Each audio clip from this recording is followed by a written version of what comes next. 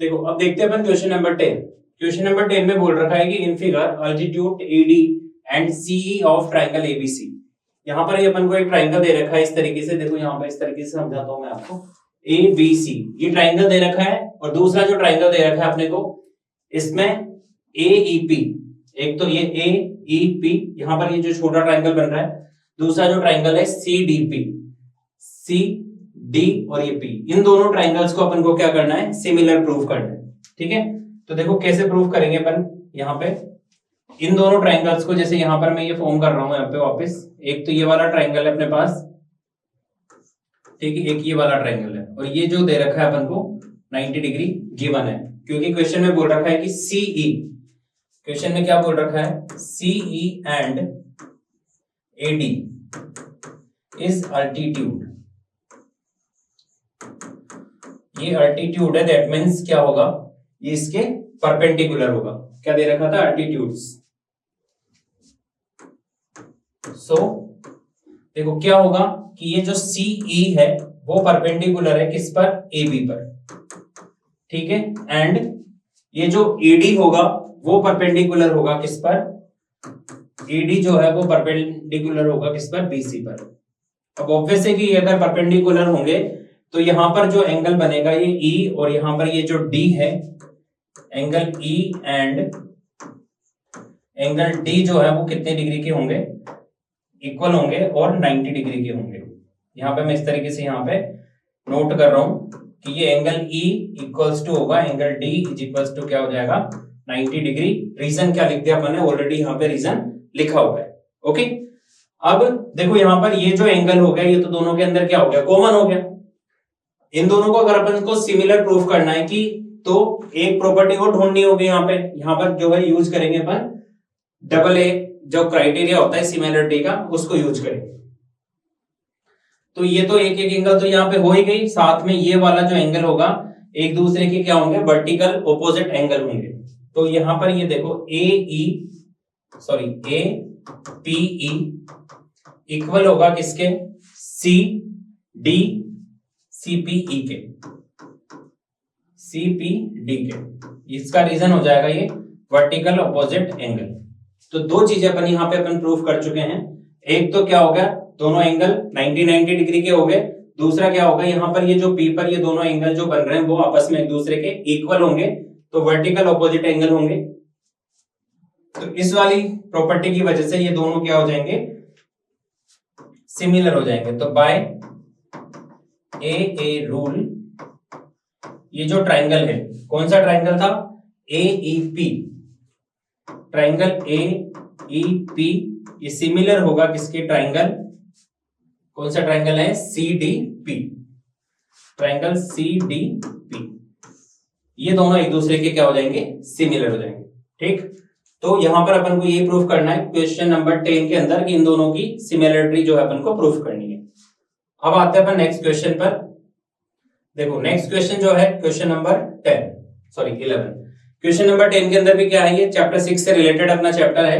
इसके अंदर लिखा हुआ है कि फिगर LM जो है वो पैरेलल है किसके, BC के, और LN जो है वो पैरेलल है किसके, CD के। तो यहां पर देखो अपन बेसिक प्रोपोर्शनल थ्योरम वाला जो कॉन्सेप्ट है उसको अपन यहाँ पे अप्लाई करेंगे और इसको प्रूव करेंगे। ये जो डायग्राम दे रखा है मैं यहाँ पे दोबारा बना के बताता हूं आपको। इस तरीके से अपन को डायग्राम जो है दे रखा है, एक तो इधर की साइड है और ये इस तरीके से, ये वाली जो साइड है, इस वाली साइड में अपन को यहाँ पर पैरेलल प्रूफ करना है। यहाँ पर ये इस साइड से साइड दे रखी है। अब इनको जैसे अपन नाम दे लेते हैं, एक तो ABCD, ये तो हो गया अपना ट्राइंगल।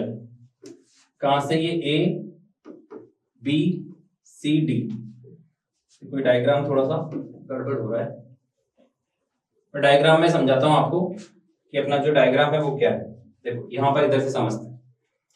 यहां पे अपन को ये दिखाना है कि ये AM जो है किसके साथ, इस AB के साथ, इस AM का जो रेशियो है, किसका रेशियो, AM का। यहां पर इस तरीके से ये देखो, ये A है, यहां पर M है और यहां पर ये B है, तो इसका रेशियो इस पूरे के साथ, और दूसरी साइड में जो दे रखा है यहाँ पर ये N दे रखा है और यहाँ पर ये D दे रखा है, तो इसका रेशियो इस पूरे के साथ ये अपन को इस क्वेश्चन के अंदर प्रूफ करना है। ओके, तो प्रूफ करके देखते हैं अब इसको। तो जैसे कि मैं डायग्राम बता रहा था आपको, डायग्राम में है कि इस तरीके से अपने पास ये ट्राइंगल हो गया, यहां पर ये इसकी साइड्स होंगे, ठीक है, ये तो हो गया अपना डायग्राम। अब इसका ए एम बी, इधर तो है क्या ए एम और ये बी, दूसरी साइड में दे रखा है ए एंड डी, इधर है ये ए एन और डी। नेक्स्ट यहां पर क्या है एल और सी, इस जगह पर एल है और यहां पर ये सी है। ये तो अपना डायग्राम था। तो जब भी अपन क्वेश्चन को आंसर करेंगे डायग्राम बनाएंगे। ऐसा होगा अक्सर कि क्वेश्चन जो है आपके क्वेश्चन पेपर में दे रखा होगा डायग्राम, पर फिर भी अपन को जो है डायग्राम अपन को आंसर शीट के अंदर बनाना है। ओके, चलो अब देखते हैं अपन कि क्या लेके आना था अपन को। सबसे पहले एल एम जो है वो पैरेलल है बीसी के। क्या गिवन है, एल एम जो है वो पैरेलल है किसके, बीसी के। तो जैसे यहां पर ये जो साइड है एल एम, इसकी क्या है पैरेलल, तो according to BP basic proportional theorem ये क्या हो जाएगा, ए एम का जो रेशियो होगा किसके साथ, ए बी के साथ, वो इक्वल होगा ए एल का जो रेशियो होगा किसके साथ, ए सी के साथ। ये अपनी इक्वेशन नंबर 1 हो जाएगी। ये क्या हो गया बाय बीपीटी, क्योंकि एक बार अपन ने जो बीपीटी में पढ़ा है, ठीक है, उसको अपन यूज कर सकते हैं, इसको कन्वर्स ऑफ बीपीटी भी कह देते हैं। अब देखते हैं अपन इसका आगे का पार्ट, ठीक है। आगे क्या पैरेलल दे रखा है, दूसरा दे रखा है एल एन जो है पैरेलल है किसके, सी डी के, एंड एल एन जो है वो पैरेलल है किसके, सी डी के। तो ये वाली जो लाइन है वो इसके क्या है, पैरेलल है। अब क्या होगा, देखो इसका जो रेशियो होगा किसका, ए एन का रेशियो किसके साथ, ए डी के साथ, वो इक्वल होगा किसके, ए एल का जो रेशियो है किसके साथ, ए सी के साथ। ये हो जाएगी अपनी इक्वेशन नंबर 2, ठीक। अब इन दोनों इक्वेशन में से देखो क्या चीज कॉमन है, ए एल यहां पर भी आ रहा है, यहां पर भी आ रहा है। तो अगर ये पार्ट इक्वल है तो इसके जो राइट हैंड पार्ट होंगे वो भी आपस में क्या होंगे, इक्वल होंगे, ठीक। तो यहां से अपन क्या लिख सकते हैं, देखो कि बाय इक्वेशन नंबर 1 एंड 2 ये वाला जो पार्ट होगा A M upon A B, ये इक्वल हो जाएगा किसके, A N upon A D के, ठीक है। ये वाला पार्ट जो है अगर राइट हैंड पार्ट इक्वल है तो इसका जो लेफ्ट हैंड पार्ट है वो भी आपस में क्या होगा, इक्वल होगा, ठीक। ये इस तरीके से अपना क्वेश्चन सोल्व हो जाएगा, ठीक है बात। तो ये चैप्टर 6 से रिलेटेड अपने पास दोनों क्वेश्चन है, और ज्यादातर जो भी क्वेश्चन है उसमें जिसके अंदर भी डायग्राम बना हुआ है वो क्वेश्चन अपने पॉइंट ऑफ एग्जाम से इंपॉर्टेंट है, तो आप उन क्वेश्चन को भी साथ के साथ सोल्व करें। टेस्ट सीरीज में हम यहाँ पे आपको इंपॉर्टेंट से जो हमारी तरफ से जो इंपॉर्टेंट होते हैं वहां पर टेस्ट सीरीज में हम आपको प्रोवाइड कर पाते हैं, पर फिर भी जो क्वेश्चन जैसे बुक में दे रखे हैं उन क्वेश्चंस को भी आप एक बार ट्राई करें। चलो अब आते हैं नेक्स्ट क्वेश्चन पर। ये जो क्वेश्चन है क्वेश्चन नंबर 12, ये अपना सेक्शन सी का क्वेश्चन है। किसका क्वेश्चन है ये, सेक्शन सी का। तो सेक्शन सी के अंदर जो क्वेश्चन आते हैं वो 3 मार्क्स के क्वेश्चन आते हैं। किसके आते हैं, 3 मार्क्स, ठीक है। अब इन 3 मार्क्स में से जैसे पहला क्वेश्चन है अपने पास क्वेश्चन नंबर 12, इसके अंदर अपन को प्रूफ करना है कि 2 जो होता है वो एक इरेशनल नंबर होता है। तो यहां पर मैं आपको प्रूफ करके दिखाता हूं कि किस तरीके से अपन √2 को जो है इरेशनल प्रूफ करेंगे, ठीक है। तो सबसे पहले अपन को अज्यूम करना होगा कि लेट, देखो यहां पे अपन अज्यूम कर लेंगे कि लेट √2 इज इरेशनल। सॉरी, अगर इरेशनल तो प्रूफ करना है अपन इसको रेशनल मानेंगे। अब ऑब्वियस है कि अगर ये रेशनल होगा तो किस फॉर्म में होगा, p/q की फॉर्म में होगा। तो √2 इज इक्वल्स टू हो जाएगा ये क्या, p/q। अब p/q की फॉर्म में है तो यहां पे अपन को थोड़ा सा लिखना पड़ेगा कि ये p और q जो होते हैं वो क्या होते हैं, को प्राइम होते हैं। p एंड q आर को प्राइम नंबर्स। कौन से नंबर होते हैं ये, को प्राइम। इनके अंदर क्या होगा, there is no common factor, there is no common factor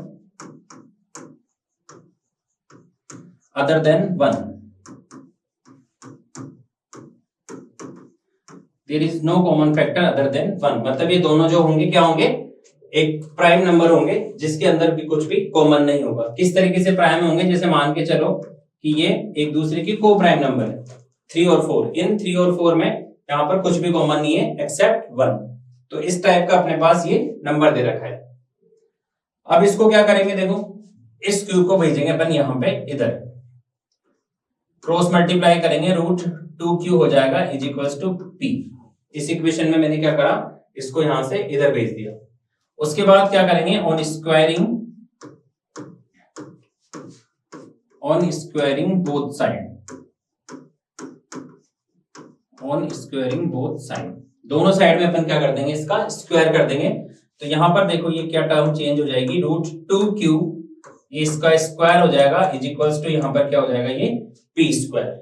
अब इसका अपन स्क्वायर करें तो ये तो क्या हो गया 2, और यहां पर ये क्या हो जाएगा q square upon equals to p square.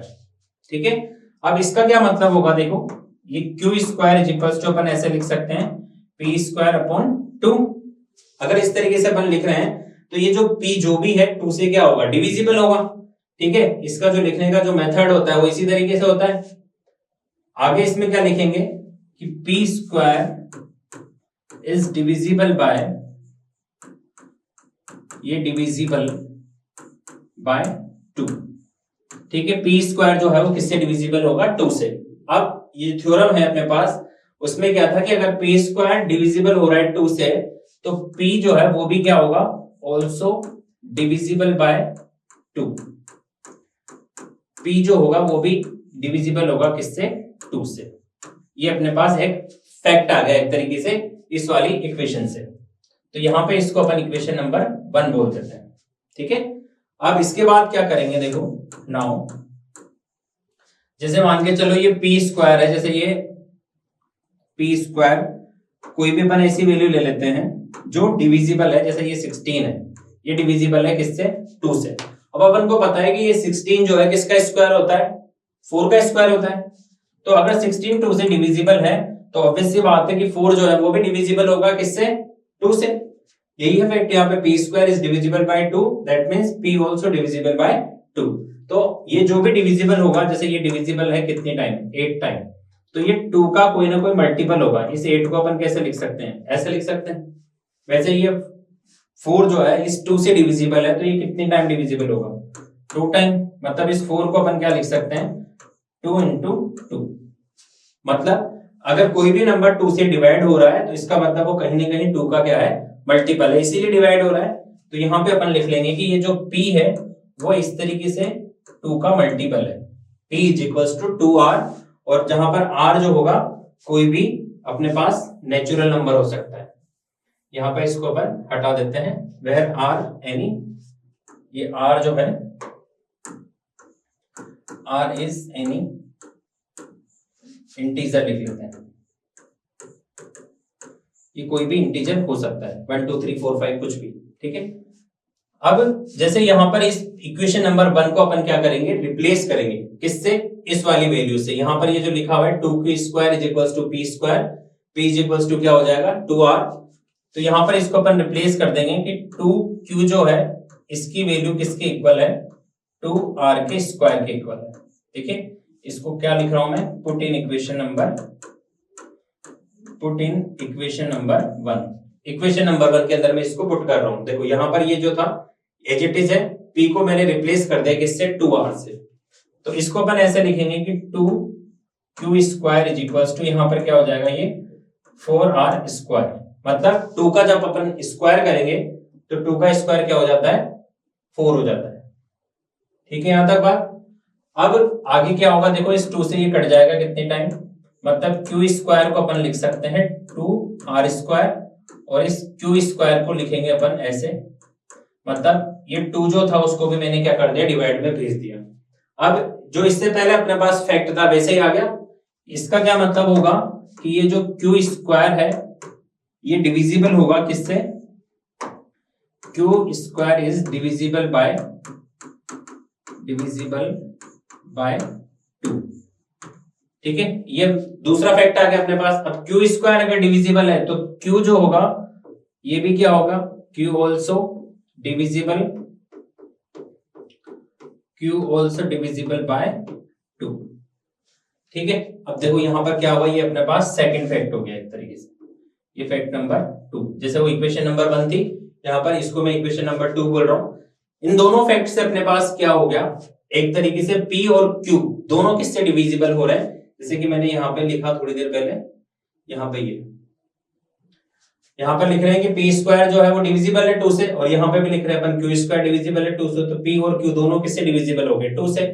और स्टार्टिंग में अपन मान रहे हैं यहां पे क्या अज्यूम करा था, अपन ने अज्यूम करा था ये इस तरीके से कि P एंड Q आर को प्राइम। ये तो को प्राइम है, एक दूसरे में कुछ कॉमन है ही नहीं। अब जब कुछ कॉमन है ही नहीं तो यहाँ पे 2 से कैसे डिवाइड हुआ, इसका मतलब ये फैक्ट क्या हो गया, रोंग हो गया। मतलब ये क्या हो गया एक तरीके से which is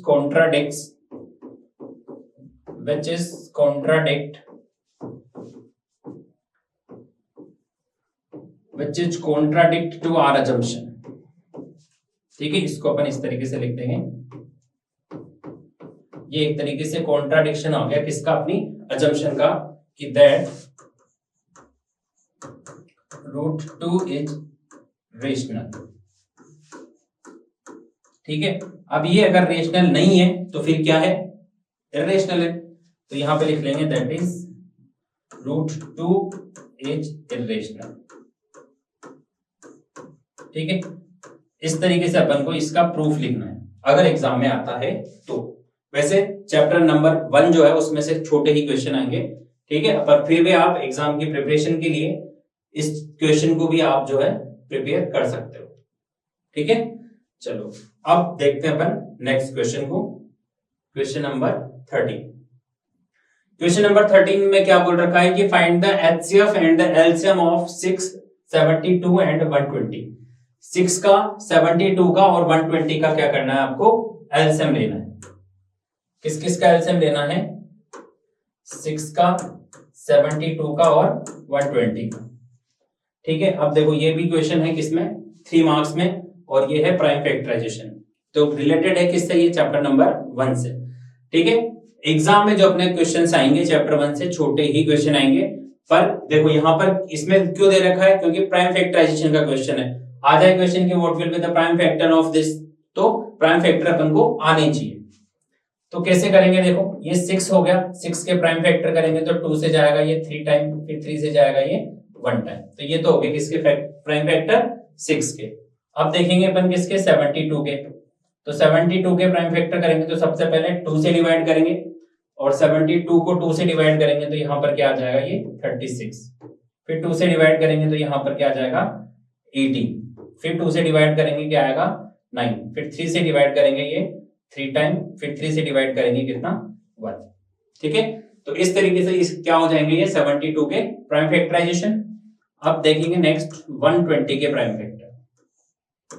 तो ये 2 से जाएगा कितने टाइम, 60 टाइम। फिर ये 2 से जाएगा कितने टाइम, 30 टाइम।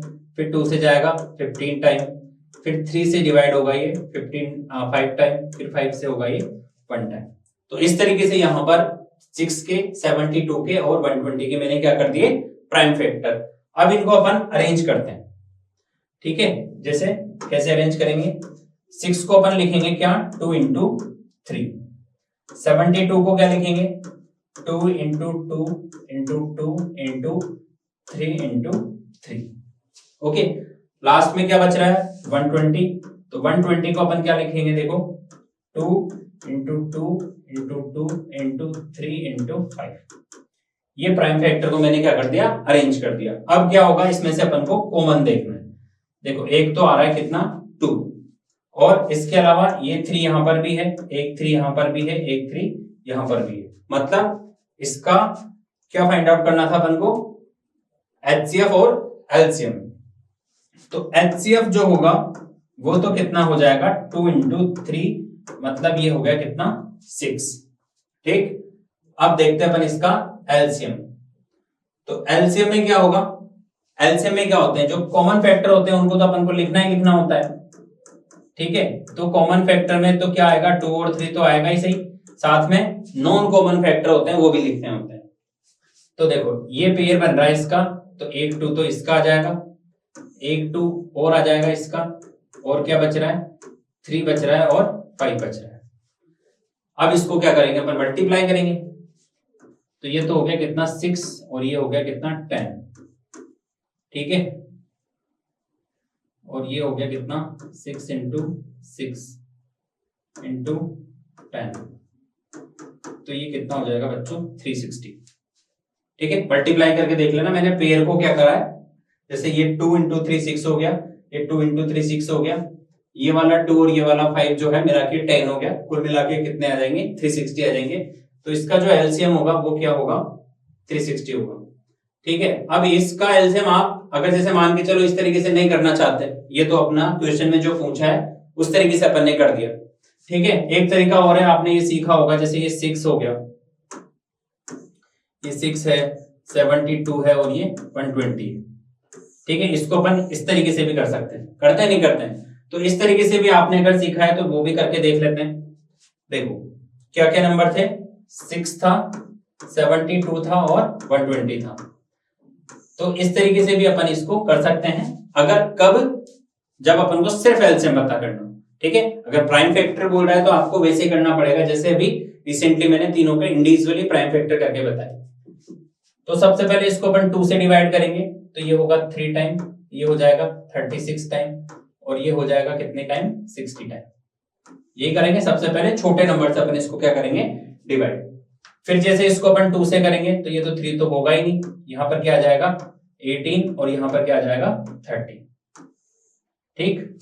फिर वापस से 2 से करेंगे तो ये 2 से किया तो ये 3 तो एज इट इज, ठीक। यहाँ पर क्या आ जाएगा 9 और यहाँ पर क्या आ जाएगा 15, ठीक है। 2 से इनका डिवाइडेशन करते हैं तो ये इस तरीके से डिवाइड हो जाएंगे। अब देखो नेक्स्ट नंबर जो होगा वो 3 आएगा, तो ये 1 टाइम, ये 3 टाइम और ये 5 टाइम। फिर नेक्स्ट 3 से करेंगे तो ये 1 टाइम, ये 1 टाइम और ये 5 टाइम। फिर लास्ट में फाइनली क्या करेंगे, ये 5 से तो ये 1 और ये 1। देखो उस टाइम पे जो पहले फैक्टर आ रहे थे उस टाइम पे भी ये आ रहे थे, ये आ रहे थे नहीं आ रहे थे।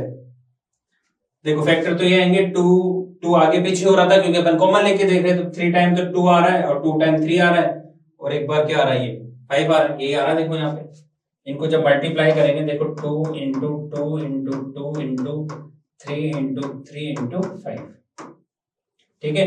ये 3 2 जा 6, ये 3 2 जा 6 और ये 2 2 जा 5, 6 इंटू 6 इंटू 10, ये कितना हो जाएगा 6 इंटू 6 इंटू 10।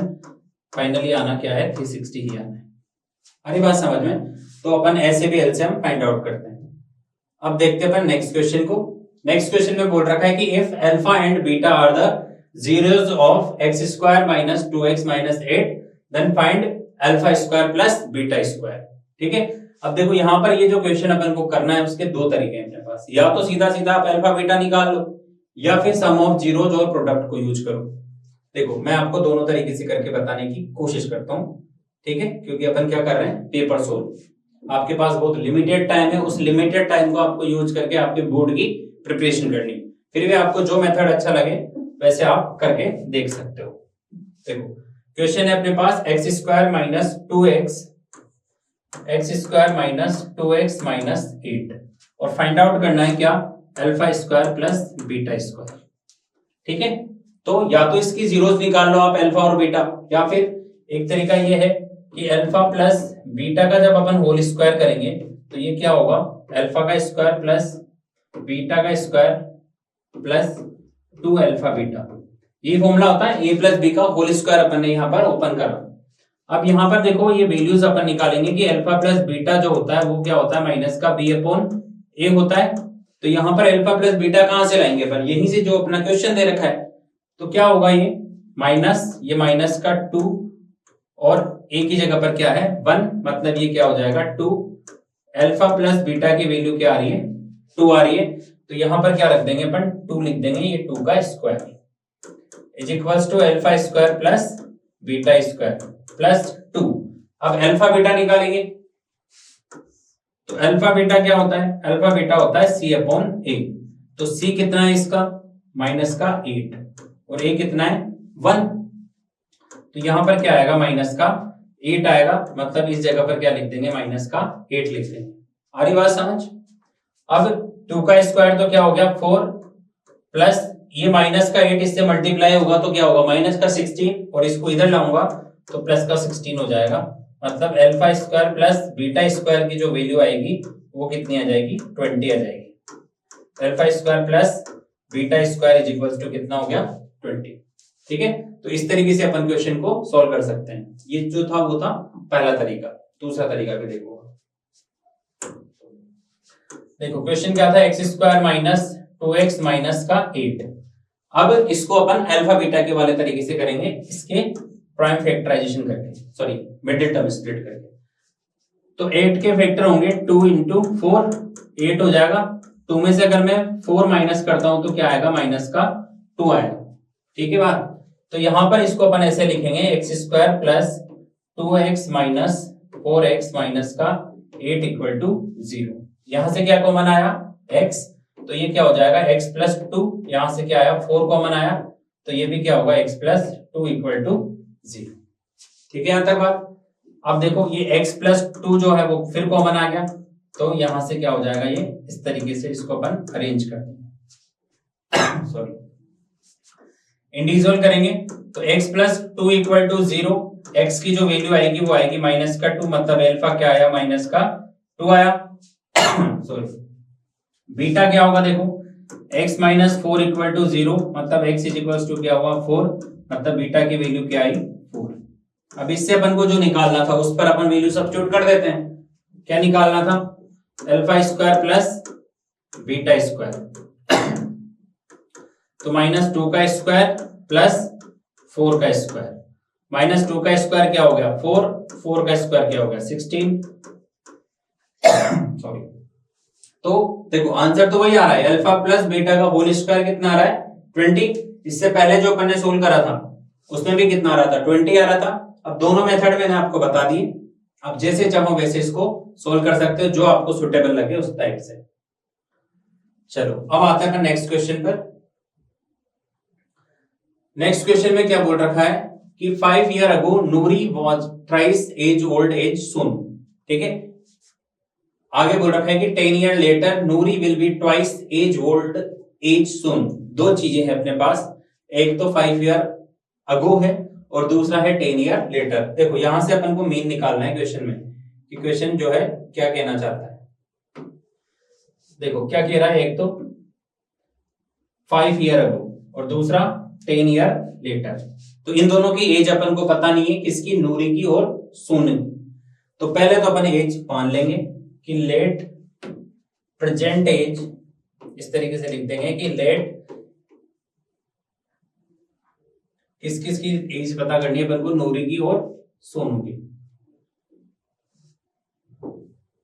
तो लेट ये एज ऑफ नूरी, ये तो क्या हो गए x, एंड सोनू, ये सोनू क्या हो जाएगा y। दोनों की एज को अपन ने क्या मान लिया, प्रेजेंट एज हो गई है दोनों की x और y। अब क्वेश्चन में क्या कह रखा है कि 5 years ago, 5 years ago, इन दोनों को पहले 5 years पहले लेके चलते हैं। जैसे अभी मान के चलो आप 13 ईयर के हो या 14 ईयर के हो, तो 5 years अगो जाने के लिए क्या करेगा, 13 में से अपन को क्या करना पड़ेगा 5 माइनस करना पड़ेगा। 5 years ago Noori is equals to क्या हो जाएगा x माइनस 5, एंड सोनू क्या हो जाएगा, सोनू हो जाएगा कितना y माइनस 5। ठीक है, दोनों को 5 years पहले लेके चलेंगे, यही था क्वेश्चन 5 years अगो। अब क्वेश्चन में क्या बोल रखा है कि नूरी वाज थ्राइस, जो नूरी की एज है, नूरी की एज को क्या मान रहे अपन x minus 5 is equals to ये थ्राइस हो जाएगी किसके, y माइनस 5 से। ठीक है, ये पहला जो अपना स्टेटमेंट है उससे अपन को इक्वेशन इसको कन्वर्ट करनी है। अब इसको देखो इक्वेशन में कन्वर्ट करें तो ये क्या होगा 3y माइनस का 15, और इधर क्या है ये x माइनस 5। अब x को इधर, सॉरी y को इधर भेजेंगे और 5 को उधर भेजेंगे, तो ये क्या हो जाएगा x minus 3y is equals to minus का 15 और प्लस का 5, मतलब x minus 3y is equals to हो गया माइनस का 10। ये हो गई इक्वेशन नंबर 1। ठीक है बात। तो 5 years अगो ये सिचुएशन बन गई अपने पास पहली इक्वेशन। अब इसी में मैं आपको सेकंड वाली इक्वेशन बताता हूं यहाँ पे। ठीक है, तो 10 ईयर लेटर, क्वेश्चन में ये बोल रहा था 10 ईयर लेटर, 10 इयर्स लेटर, ये था क्वेश्चन में, 10 ईयर लेटर। तो 10 ईयर लेटर नूरी जो है क्या होगा, देखो नूरी जो हो जाएगा x प्लस 10 और सोनू जो होगा क्या होगा y प्लस 10। अब जो आपका क्वेश्चन बोल रखा है इसमें क्या हो रहा है changes, Noori will be twice, अब क्या होगा ट्वाइस होगा, मतलब x plus 10 is equals to twice of y plus 10। यहां से अपनी सेकेंड इक्वेशन बनेगी, कैसे बनेगी देखो, तो ये तो हो गया x plus 10 is equals to 2y और प्लस का 20, इसको इधर से लाएं, x minus 2y is equals to 20 minus 10, तो x minus 2y is equals to क्या हो जाएगा 10, ये हो गई इक्वेशन नंबर 2। देखो इस तरीके से अपने पास दो इक्वेशनें बन गई, एक में तो क्या हो गया, एक में तो क्या हो गया x minus 3y is equals to minus का 10 और एक में x minus 2y is equals to 10। अब इन दोनों इक्वेशन को अपन को सोल्व करना है, तो जो भी अपने पास एलिमिनेशन मेथड हो गया या सब्स्टिट्यूशन मेथड हो गया वहां से अपन सोल्व करके देख लेते हैं। तो ये बाय इक्वेशन नंबर 1 एंड 2, देखो 1 में क्या है x minus 3y is equals to minus का 10 है, और सेकंड वाली इक्वेशन में क्या है x minus 2y is equals to 10, x minus 2y is equals to ये 10। अब दोनों के साइन यहां पर क्या है सेम, तो मैं यहां पर क्या करूंगा माइनस, माइनस करते ये साइन आएगा काहे का प्लस का, और यहां पे साइन आएगा काहे का माइनस का, तो ये दोनों तो हो गए कैंसिल, यहां से क्या बचेगा माइनस का y बचेगा, और ये माइनस माइनस ये दोनों क्या हो गए माइनस के 20, मतलब y की जो वैल्यू आएगी बच्चों क्या आ जाएगी 20 आ जाएगी, y की वैल्यू क्या आ जाएगी 20। अब पता करना है अपन को क्या x, तो इसको अपन इन दोनों इक्वेशन में या तो आप 1 में रखो या फिर 2 में रखो, किसी भी इक्वेशन में सब्स्टिट्यूट कर देंगे और अपन को किसकी वैल्यू मिल जाएगी x की वैल्यू मिल जाएगी, ठीक है। तो इसको करके देखते हैं अपन,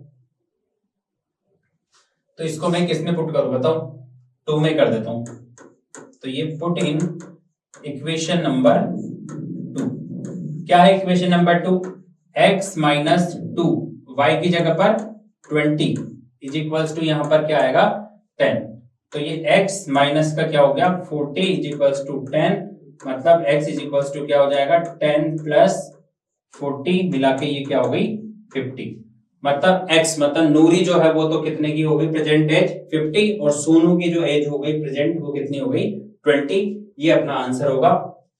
तो ये y इज इक्वल्स टू क्या था 20, ये सब किस में निकलेगा ईयर्स, ये भी किस में निकलेगी ईयर्स। तो x और y की जो एज होगी वो इस तरीके से अपन को काउंट करनी है, ओके। चलो नेक्स्ट क्वेश्चन में बोल रखा है कि half the perimeter of the rectangular garden, एक गार्डन है जिसका जो पेरीमीटर है उसका half, whose length is 4 more than its width is 36, then the find dimension of the garden। Dimension of the garden का क्या मतलब हुआ कि उसकी लेंथ और जो विड्थ है वो क्या है।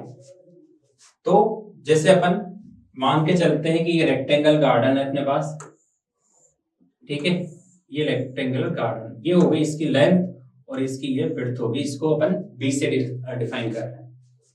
अब जो क्वेश्चन में कह रखा है कि इसका पेरीमीटर,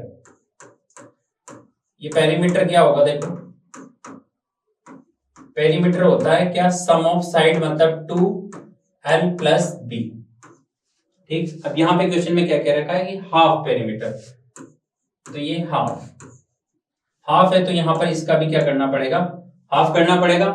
ये अपन को दे रखा है कितना 36, तो 2 से तो 2 कट गया, l प्लस b जो है उसकी वैल्यू कितनी आ जाएगी 36। अब यहां पर किसी ने किसी को x और y मानना पड़ेगा, या फिर अपन को क्वेश्चन l और b में पता करना पड़ेगा, दो वेरिएबल हो गए अपने पास, या तो l और b लेंथ और ब्रेथ हो गई। अब जैसे कि सुटेबल क्या होता है अपन इसको x और y में करते हैं, तो इसको x ले लो और इसको क्या ले लो y, मतलब क्या आ गया अपने पास कि x plus y is equal to कितना हो गया 36, ये अपनी इक्वेशन नंबर 1 हो गई, ठीक है यहां तक बात। चलो आगे क्या कह रहा है, whose length, मतलब ये length according to question, according to question ये जो लेंथ है ये 4 मोर देन है किससे, विड्थ से। तो L इज इक्वल्स टू क्या हो जाएगा 4 प्लस बी। अब L को अपन क्या लिख रहे हैं, x लिख रहे हैं, तो x is equals to 4 plus क्या हो जाएगा y। ये हो गई इक्वेशन नंबर 2। अब ये दोनों इक्वेशन हो गई, इन दोनों को वापस से एक दूसरे में क्या कर देंगे, सब्स्टिट्यूट कर देते हैं और वैल्यू पता करेंगे कहीं की x और y की। ठीक है, तो करते हैं पता। तो यहां पे लिख देंगे कि ये बाय इक्वेशन 1 एंड 2। देखो 1 में जो था x, इसकी जगह पर तो मैं लिख रहा हूं 4y plus y is equal to कितना हो गया ये 36। इस वाली इक्वेशन में मैं वैल्यू क्या कर रहा हूं, सब्स्टिट्यूट कर रहा हूं इस वाली में, किसको, इसको। ठीक है, तो x रिप्लेस कर दिया 4 प्लस y से, इसको तो उधर भेज देते हैं, ये हो गया इधर 2y is equal to 36 minus 4। ठीक है, इसको आगे देखते हैं अपन।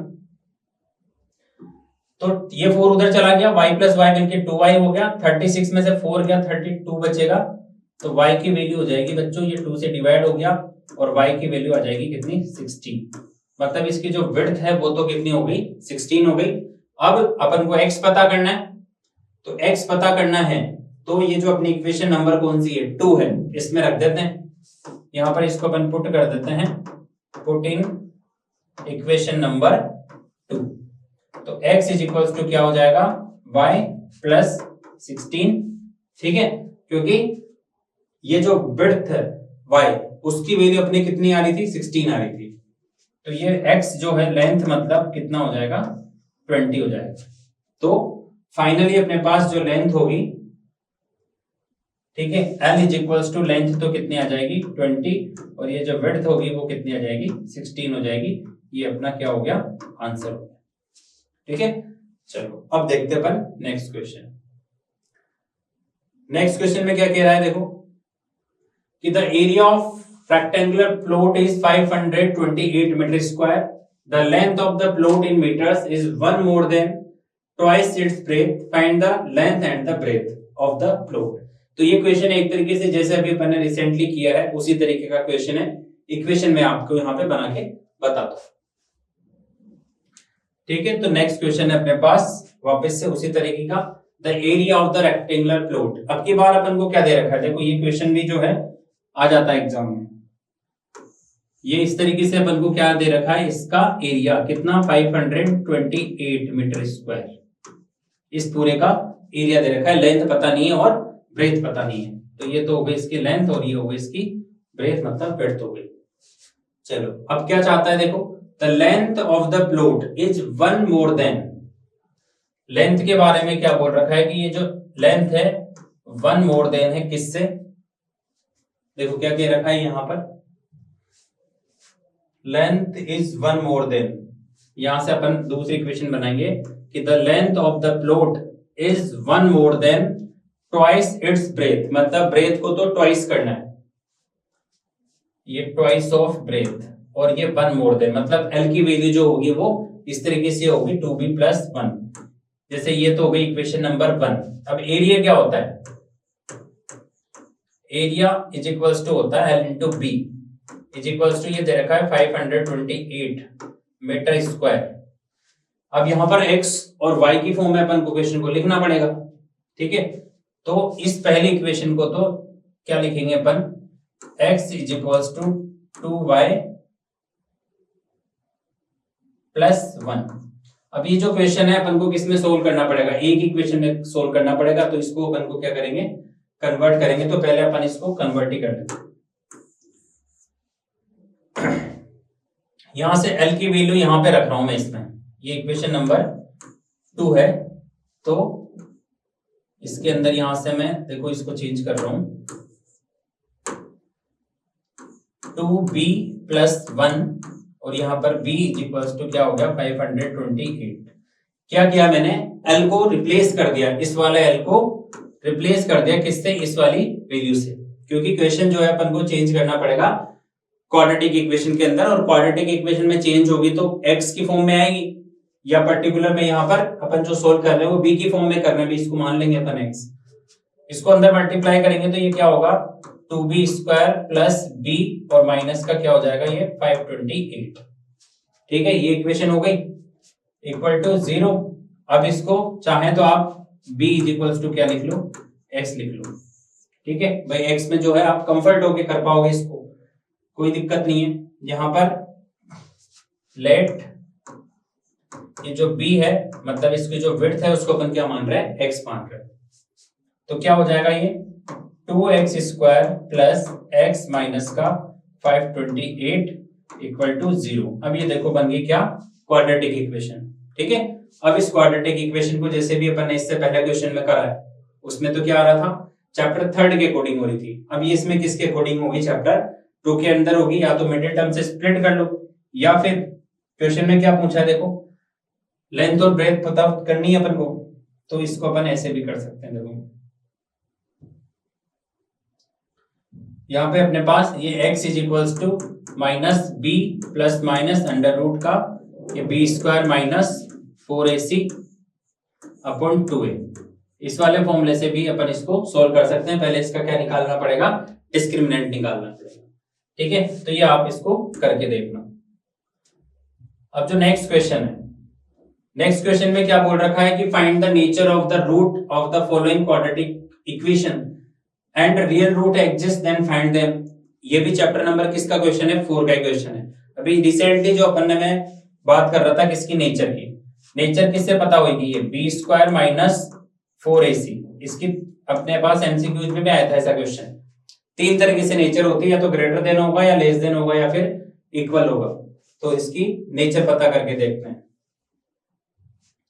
देखो क्या है question, 3x square minus 4 root 3। ये 3x square minus 4 root 3x plus 4 equal to 0। ये हो गई अपनी क्वाड्रेटिक इक्वेशन। ठीक, तो इसकी नेचर पता करने के लिए पहले एबीसी पता करेंगे। तो a जो है वो तो 3 हो गया, b क्या होगा माइनस का 4 रूट 3, और c जो होगा वो क्या होगा 4। अब इसका डिस्क्रिमिनेंट पता करेंगे, क्या, बी स्क्वायर माइनस 4ac। तो B square minus 4ac is equals to, इसमें वैल्यू रख के बताऊं मैं आपको, तो माइनस 4 रूट 3 है ये। ठीक है, ये तो इसका स्क्वायर माइनस 4, a की जगह पर 3 और c की जगह पर कितना 4। इसको अपन कैलकुलेट कर रहे हैं, किसको, बी स्क्वायर माइनस 4ac को। इसका स्क्वायर करेंगे तो ये हो जाएगा 16 इंटू 3 माइनस ये भी क्या हो जाएगा 16 इंटू 3, 16 3 जा 48, ये इधर भी 48। ठीक, तो ये हो गया कितना 0। अब बी स्क्वायर माइनस 4ac की वैल्यू जो आ रही है कितनी आ रही है, 0 आ रही है। इसका मतलब इसकी जो नेचर होगी वो क्या होगी, 2 इक्वल रूट एग्जिस्ट होंगे। तो यहां पे लिख देंगे कि हेंस 2 इक्वल रूट एग्जिस्ट। ठीक है, अब क्वेश्चन में कह रहा था कि अगर रूट एग्जिस्ट है तो आप उनको भी फाइंड आउट करो। अब बच्चों ने क्या कहा है, जैसे मैंने कॉपी चेक करी इसकी टेस्ट सीरीज की, तो सिर्फ यहीं तक इसकी नेचर पता करके छोड़ दी। अगर देखो आपको पूरे नंबर चाहिए तो आपको इसको आगे भी सोल्व करना पड़ेगा। जैसे अपने 4.3 के अंदर ऐसा क्वेश्चन है कि सिर्फ ये क्वेश्चन वहीं का है, तो बच्चों की आदत होती है कि यार बुक में इतना ही लिखा हुआ है, तो बुक में बेटा आपसे सिर्फ नेचर पूछी गई है। ठीक है, ये जो क्वेश्चन था सिर्फ यहां पर क्या बोल रखा है कि फाइंड द नेचर, सिर्फ इतना सा था, ये वाली चीज नहीं थी। If the real root exist then find them. अगर ये थी भी तो आपको क्या करना है, उसको पूरा करना है। तो क्वेश्चन को पढ़ा करो, जैसे बुक में भी अपना क्वेश्चन है तो पूरा इस तरीके से दे रखा है, और उस पहले क्वेश्चन के अंदर 3 पार्ट है, शायद ये 4 पार्ट है, उन 3 पार्ट है, और तीनों की जो नेचर है, जैसे मान के चलो एक में इक्वल है, एक में ग्रेटर है और एक में लेस है, इन तीनों से रिलेटेड ही आपको क्वेश्चन दे रखे हैं। तो डिस्क्रिमिनेंट अगर 0 हो रहा है, नेचर जो है इक्वल रूट है, तो आपको क्वेश्चन को आगे भी सोल्व करना है, वहीं पे नहीं छोड़ देना है। तो आगे इसको अपन सोल्व करेंगे, तो आगे सोल्व करेंगे इसको। तो क्या होगा ये, देखो इसको आगे सोल्व करेंगे तो अपने पास जो वैल्यू आ रही है क्या थी, x is equals to minus का b plus minus under root B square minus 4ac upon में क्या आ जाएगा, ये 2 है। ये तो हो गया अपने पास क्वाड्रेटिक फॉर्मूला जिसके अंदर अपन को वैल्यू रखनी है। अब अपना जो क्वेश्चन था x is equal to minus B. अब b की वैल्यू कितनी थी, देखो b की वैल्यू है कितनी, माइनस का 4√3। यहां पर लिखेंगे अपन ये माइनस 4√3। ठीक, अब ये जो b था वो ऑलरेडी काय में था, माइनस में था, प्लस माइनस ये था क्या 0, जो कि अभी अपन ने सोल्व करा। इसकी डिस्क्रिमिनेंट की वैल्यू कितनी आ रही थी 0, 2a, ये 2 और a कितना था इसका, a कितना था देखो, a था 3, तो a की जगह पर क्या रख देंगे, यहां पर 3 रख देंगे। अब इसको कैलकुलेट करेंगे तो ये माइनस माइनस तो क्या हो गया, इसको इधर लिखता हूं, ये माइनस माइनस तो क्या हो गया प्लस, तो 4√3 अपॉन में यहां पर क्या आ जाएगा, ये 6 आ जाएगा। ठीक, इस 2 से अपन इसको काट देंगे 2 टाइम और इसको काट देंगे 3 टाइम, मतलब क्या हो जाएगा ये 2√3 अपॉन 3।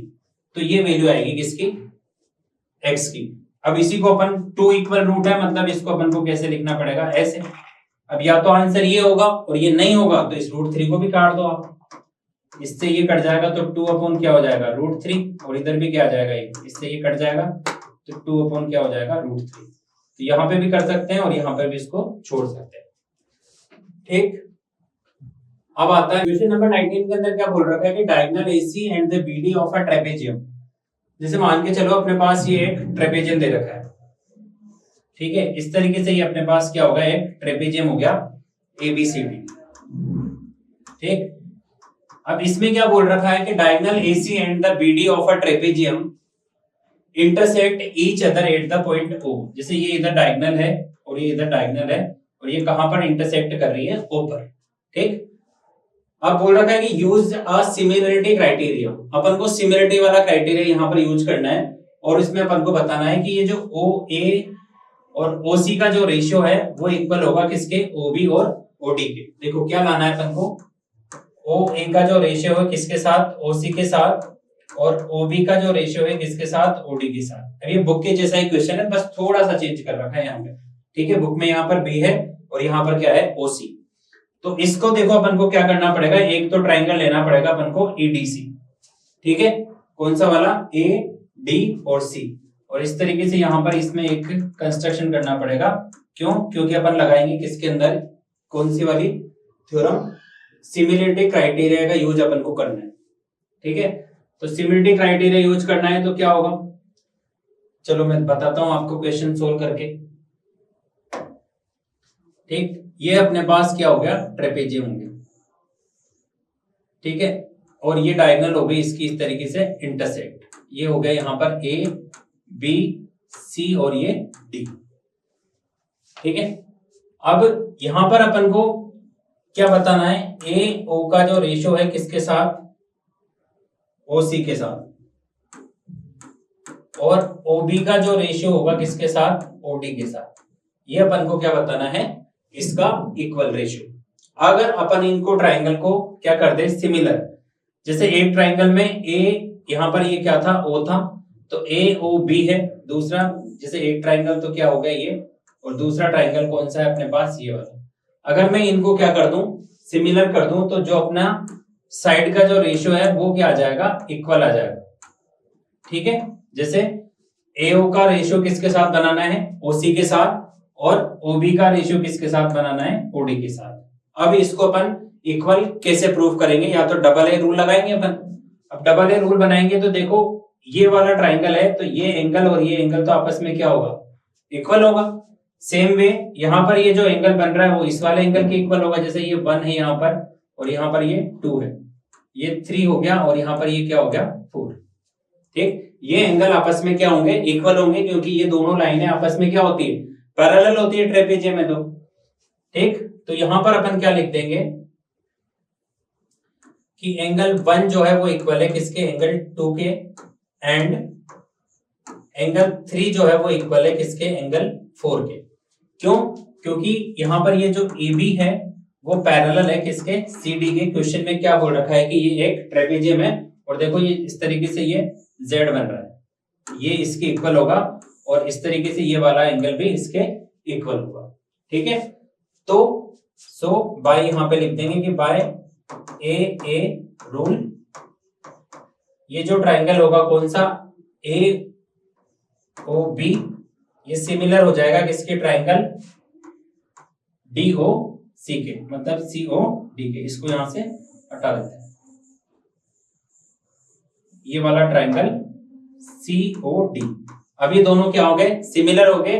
अब ट्राइंगल अगर अपन ने सिमिलर कर दिए तो उनकी जो कोरोस्पोंडिंग साइड का जो रेशियो होता है वो भी क्या होता है, आपस में इक्वल होता है। तो यहाँ पे लिख देंगे अपन, सो ए ओ इज इक्वल, ए ओ का ओ सी के साथ और ओ बी का रेशियो किसके साथ, ओ डी के साथ आपस में क्या होगा, इक्वल होगा। ठीक है, तो इस तरीके से अपन को क्वेश्चन को क्या करना है, सोल्व करना है। अब आते हैं अपन नेक्स्ट क्वेश्चन पर, क्वेश्चन नंबर 20। अब ये है डी का, सेक्शन नंबर डी का, सॉरी यहां पर ये उल्टा हो रखा है क्योंकि सेक्शन डी आएगा यहाँ पे, ये सी नहीं आएगा। सेक्शन डी होता है अपने पास 4 मार्क्स के, ठीक, और 4 मार्क्स में अपने पास 2 क्वेश्चन रहेंगे, जैसे एक क्वेश्चन तो ये है और एक क्वेश्चन ये है। इन दोनों में से अपन को एक क्वेश्चन अटेम्प्ट करना है, ये यहां पर मैंने और लिखा हुआ, ठीक। अब मैं क्वेश्चन ये वाला ही सोल्व कराऊंगा, ये वाला नहीं कराऊंगा, क्यों, क्योंकि इसमें कुछ करेक्शन था, यहाँ पे इस जगह पर इसमें कुछ करेक्शन है, ठीक है। तो अपन करते हैं कौन सा, सेकंड पार्ट, ठीक है। बुक का क्वेश्चन है ये, in the figure ABC the point OP OQ और are the respectively such that, तो ये इनकी जो पैरेलल होगी तो ये भी अपन को क्या बतानी है, पैरेलल बतानी है। देखो क्या है क्वेश्चन, क्वेश्चन है अपने पास इस तरीके से कि ये एक ट्राइंगल है, क्या नाम हो गया ट्राइंगल का, पी क्यू आर। तो जैसे यहां पर ये P है, यहां पर ये Q है और यहां पर ये R है। उसके बाद क्या बोल रहे हैं क्वेश्चन में कि OP, जैसे यहां पर ये क्या है, OP OQ और OR रिस्पेक्टिवली पैरेलल है किसके, AB जो है पैरेलल है वो किसके, PQ के। अब इस जगह पर यहां पर देखो बीच में इनको, यहां पर A जो है इसका ये सेंटर हो गया, ये इस तरीके से, यहां पर क्या हो गया, ये O इसका सेंटर। सेंटर होने के बाद इसमें एक छोटा ट्राइंगल और बनाना है इस तरीके से, ये ए बी, ये और ये। तो यहां पर ये ए है, यहां पर ये बी है और यहां पर ये क्या है, सी। अब अपन को जो दे रखा है उसकी बात करते हैं अपन कि ए बी पैरेलल दे रखा है किसके, पी क्यू के। ए बी पैरेलल दे रखा है किसके, पी क्यू के। एंड दूसरा क्या दे रखा है, ए सी पैरेलल दे रखा है, AC पैरेलल दे रखा है, ये AC इज PR के, ये अपन को दे रखा है। तो यहां पर अपन इस पे क्या कर देंगे, ये हो गया अपना गिवन वाला पार्ट, ठीक है। 4 नंबर का क्वेश्चन है तो थोड़ा सा डेकोरेट करना पड़ेगा। टू शो अपन को लाना क्या है, लाना क्या है कि BC इज पैरेलल QR, ये BC जो है वो पैरेलल होगी किसके, QR के। अपन को ये लेके आना है, मतलब ये दोनों और ये दोनों आपस में पैरेलल दे रखी है और इन दोनों का जो है पैरेलल अपन को शो करना है, ठीक है। तो ये तो था अपना क्वेश्चन। अब इसको कैलकुलेट करते हैं इसके प्रूफ में। तो प्रूफ में क्या होगा कि इफ ये जो AB है वो पैरेलल है किसके, PQ के, तो यहां पर इसके अंदर अपन BPT लगाएंगे। BPT में क्या होता है, देखो जैसे ये अपना ट्राइंगल हो गया, इसका रेशो इसके साथ और इसका रेशो इसके साथ इक्वल होता है। तो पहले अपन AB is parallel to PQ लिख ले कि ये AB जो है वो पैरेलल है, तो इसका यहां से रेशो क्या होगा, देखो OA का रेशो किसके साथ, PA के साथ, ये इक्वल होगा किसके, OB का रेशो किसके साथ, OQ के साथ। ये पहली इक्वेशन बन जाएगी, ठीक है बेटा। ये पहला, इसका रेशो इसके साथ और यहां पर इसका रेशो इसके साथ, ये इक्वेशन नंबर 1। और दूसरी बार में क्या होगा कि एंड AC जो है वो पैरेलल है किसके, PR के, ठीक है। AC को किसके पैरेलल बताना है अपन को, जैसे यहां पर देख लेते हैं अपन पहले, ये AC जो है इसके पैरेलल है, तो इसका भी रेशो क्या होगा,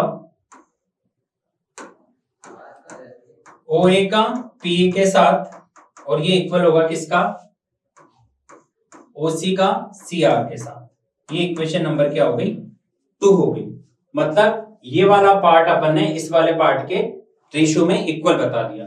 अब देखो यहां पर ये पहली इक्वेशन में भी ये आ रहा है और दूसरी इक्वेशन में भी क्या आ रहा है, ये आ रहा है।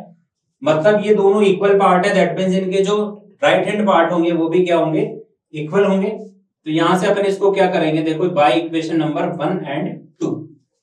तो यहां पे लिख देंगे कि बाय इक्वेशन नंबर 1 एंड 2, ये अगर पार्ट इक्वल है तो यहां से ये जो OB है वो OQ के साथ में और OC जो है वो CR के साथ में, ये भी क्या होगा, इक्वल होगा। मतलब अपना जो डायग्राम है इसके हिसाब से ये रेशियो और ये रेशियो आपस में क्या बता दिए, इक्वल बता दिए। अब ये रेशियो इक्वल है तो कन्वर्स ऑफ बीपीटी क्या होता है कि अगर रेशियो इक्वल है तो ये दोनों साइडें जो है आपस में क्या होगी, पैरेलल होगी। तो यहां पर लिख देंगे बाय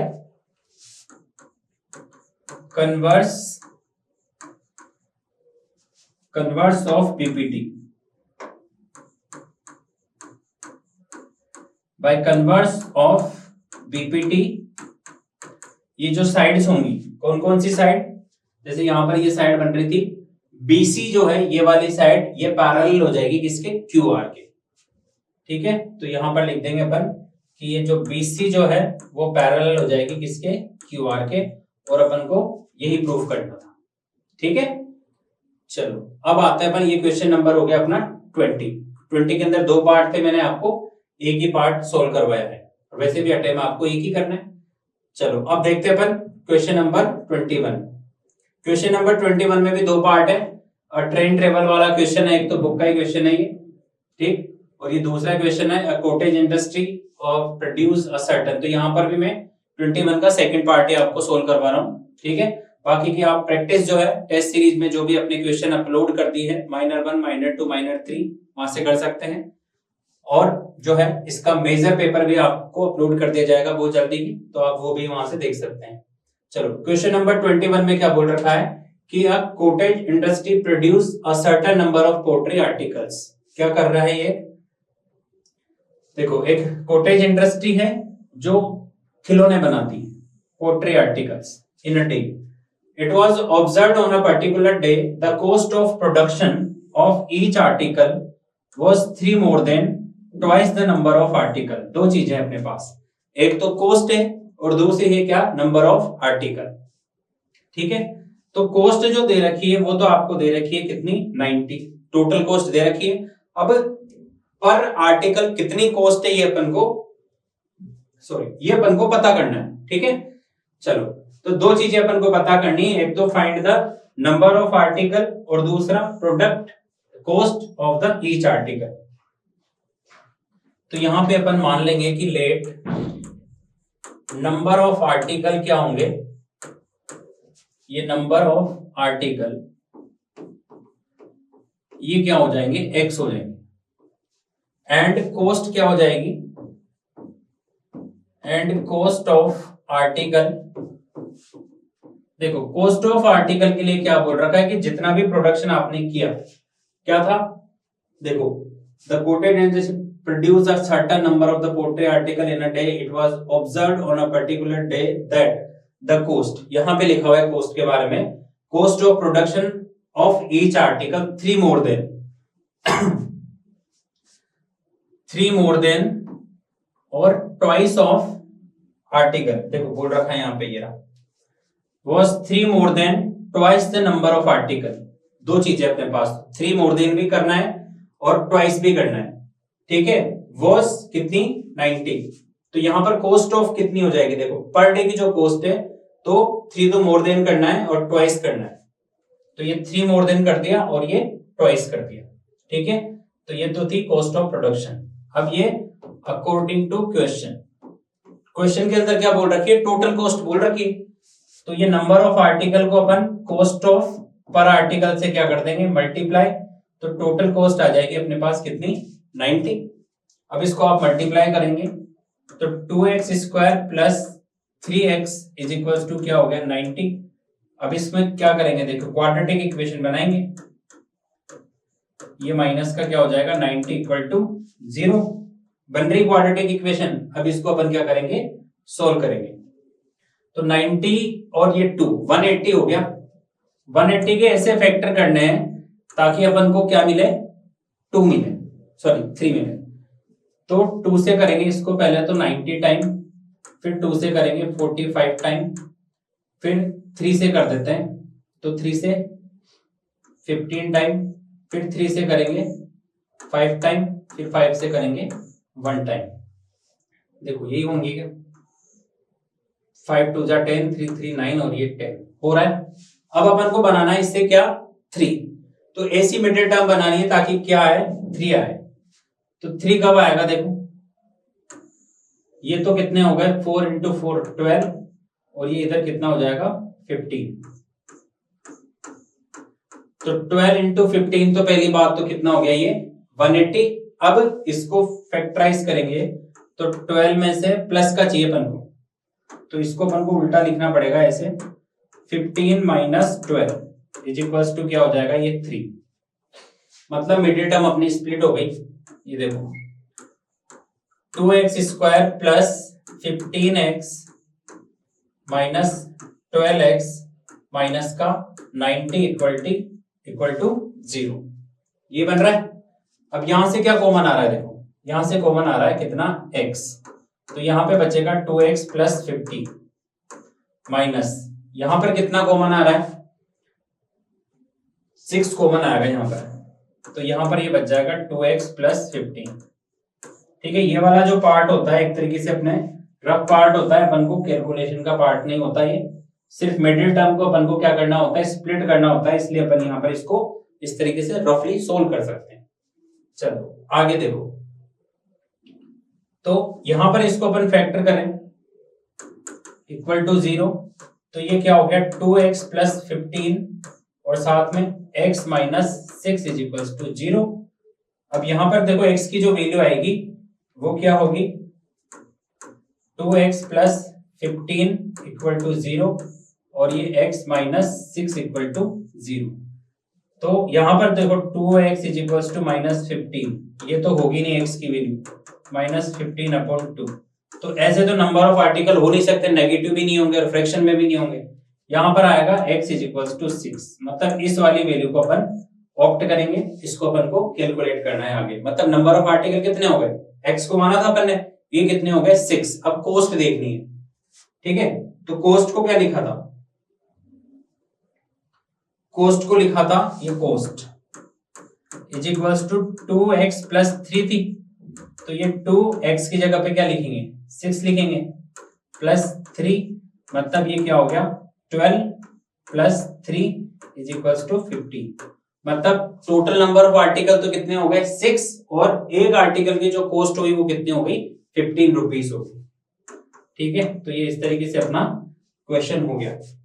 ठीक, अब ये देखते हैं अपन अपनी जो है ये माइनर पेपर थर्ड जो है यहाँ पे अपना कंप्लीट हो चुका है।